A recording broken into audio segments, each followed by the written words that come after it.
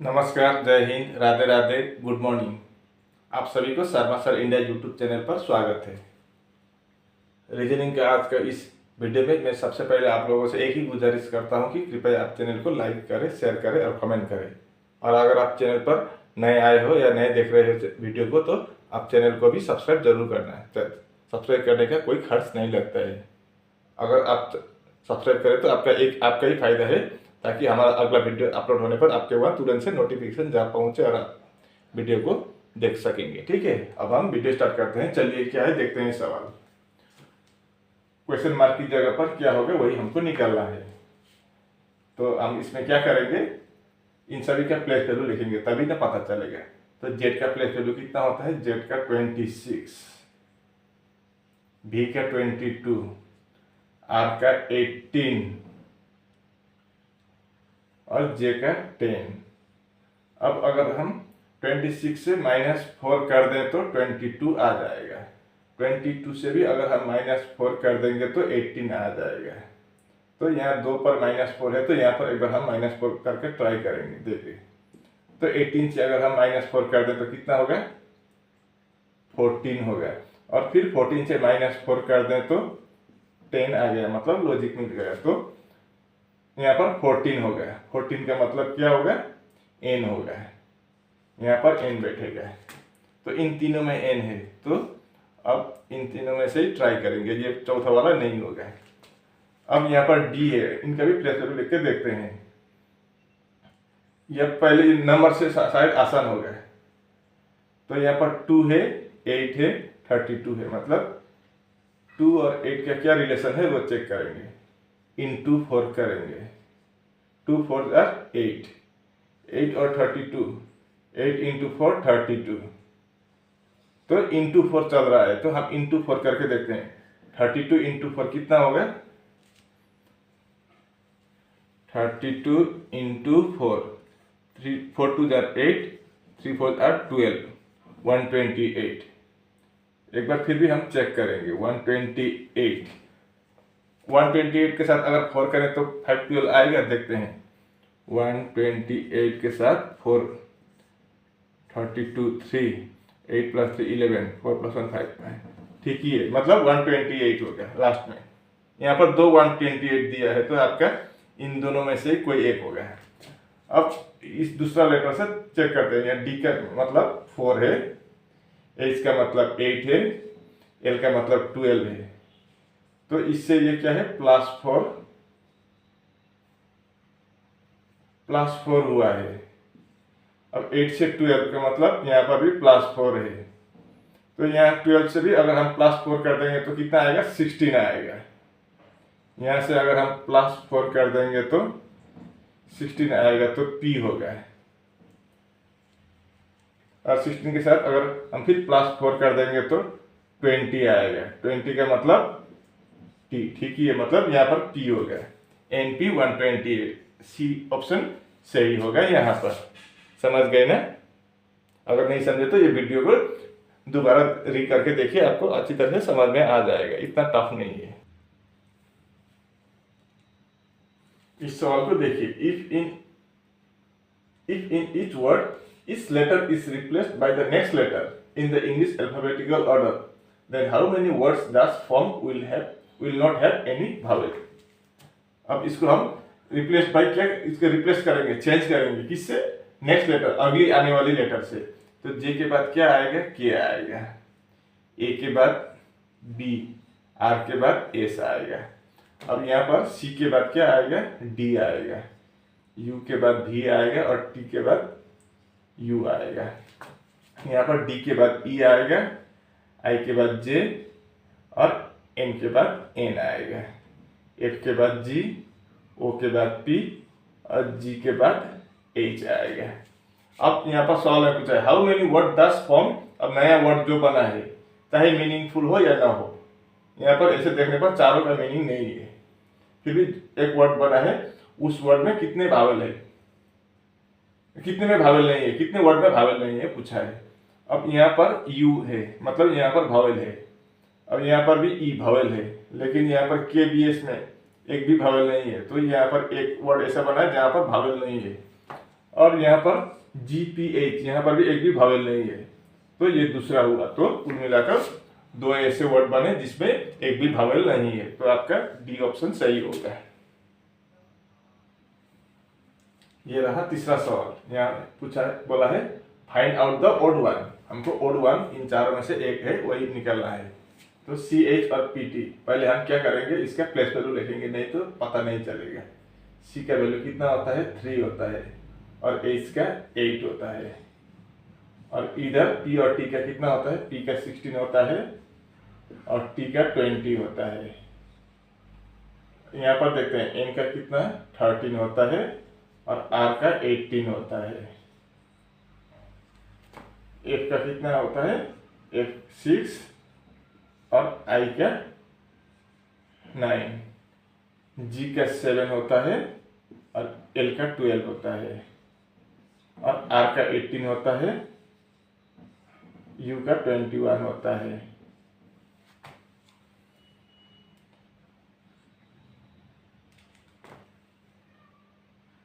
ठीक है, अब ये चौथा वाला देखते हैं। S का कितना होता है, 19, X का 24 और U का 21 और Y का 25 होता है।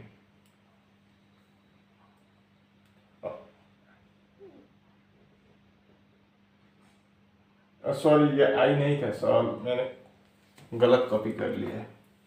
ये आपका J है। तो J का प्लेस वैल्यू कितना होता है, 10 होता है। अब देखिए यहाँ पर, अब इससे यह कितना डिफरेंस है, +5। यहाँ पर 3 + 5 8, 13 + 5 18, 7 + 5 12, 19 + 5 24, आगे से ठीक ही है। और 16 + 4 20, 6 + 4 10, 18 + 3 21, 21 + 4 25। इन आगे का सभी में क्या है, +5 है, और पीछे वाला में तीसरे नंबर पर +3 है, बाकी तीनों का क्या है, +4 है। तो आपका ये तीसरा वाला C गलत हो जाएगा और यही हो जाएगा आंसर। इस सवाल को देखिए, ये आपका 6 boys A B C D E and F are sitting around a circular table facing the center। ऐसे बैठे हुए हैं 6 लड़के, और सभी का मुंह सेंटर के तरफ है, बीच के तरफ देख रहे हैं, मतलब एक आपस के मुंह देख रहे हैं। अब सी सीट्स इमीडिएट राइट। अब पहले हम ये क्लियर होना चाहिए कि हमको राइट किधर होता है, लेफ्ट किधर होता है। अब एंटी क्लॉकवाइज, घड़ी के विपरीत दिश, ऐसे घड़ी ऐसे घूमता है ना, ऐसे अगर हम घुमाएं तो ये क्या होगा, इधर से जाए तो ये राइट होगा। राइट का मतलब एंटी क्लॉक वाइज, ये बात आप याद रखिए। और अगर ऐसे घूमे तो घड़ी की दिशा में वो आपका क्लॉकवाइज होगा, तो लेफ्ट अगर आए तो वो क्लॉकवाइज होगा, ये बात याद रखिए।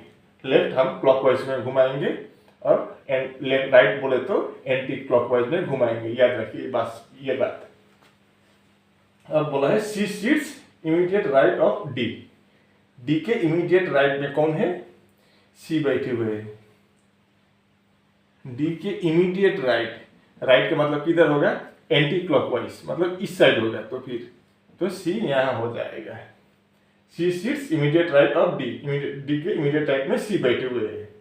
अब D seats second to the right of B, B के दूसरे दाएं छोर पर कौन बैठा है, डी, बी के, तो बी यहाँ आ जाएगा, बी का दाएं इधर हो जाएगा, राइट ऐसे आ जाएगा। घड़ी के विपरीत एंटी क्लॉकवाइज में डी बैठा है, बी के दूसरे स्थान पर डी बैठा है। अब D seat second to right of B, A sits between C and F. A कहाँ पर बैठा है? सी और एफ के बीच में। तो यहाँ पर तो जगह ही नहीं है, तो हम इधर जाएंगे। तो सी और एफ के बीच में कौन है? ए है, तो ए यहाँ आ जाएगा। तो एक बंदा छूटा है, कौन छूटा? ई छूटा है, तो ई यहाँ आ जाएगा। अब सवाल में पूछा है वो इज सिटिंग अपोजिट टू ई। ई की अपोजिट में कौन बैठा है? तो देखिए ई की अपोजिट में कौन है? ए है, तो बी ऑप्शन सही होगा यहाँ पर। इस सवाल को देखिए फिक्सेशन का कोड ये है। किसी एक कोड लैंग्वेज में फिक्सेशन का कोड ये है, लोकेलिटी का कोड ये है, तो हमें ओवर टाइम का कोड निकालने को बोला है। तो फिक्सेशन से ये कैसे आया देखते हैं। F I X A T I O N, यहाँ पर पहले क्या है? ओ है, मतलब यहाँ पर लेटर इधर उधर कर दिया है। सभी लेटर यहीं पर है, लेकिन आगे पीछे कर दिया है। तो कैसे बनाया है वो चेक करेंगे आप। तो पहले ओ है, तो एक, उसके बाद टी है 2, उसके बाद एक्स है 3, उसके बाद एफ है 4, मतलब पीछे से आ रहे हैं, एक अक्षर छोड़ के दूसरा ले रहे हैं 4। उसके बाद क्या है? एफ 4 नंबर पर, उसके बाद एन है, फिर यहाँ आया, समाप्त हुआ यहाँ पर, तो 5 नंबर पर यहाँ आया। तो 5 नंबर ये, उसके बाद आई है ये 6 नंबर, आई के बाद ए है ये 7 नंबर, और लास्ट में फिर आई है 8 नंबर। ऐसे बनाया है, मतलब समझ गए ना। अब देखिए लोकेलिटी का, मैं लास्ट में इसका दिखा दूंगा तो आपको समझ में आएगा। लोकेलिटी का चेक करेंगे वैसे ही है कि नहीं है। LOCALITY, तो उसी तरह से अगर हम करें तो इसका फॉर्मूला अप्लाई, तो पहले ये 1 होगा, तो पहले T हो जाएगा, उसके बाद L, ये दूसरा होगा L, उसके बाद C आएगा, तीसरा होगा, उसके बाद L आएगा, चौथा होगा, उसके बाद Y आएगा, पांचवा होगा, उसके बाद I आएगा, छठा, उसके बाद A और O। ये दिया है ना TLCL YIAO, जी बिल्कुल। तो हम ओवर टाइम के इसी तरह से निकालेंगे।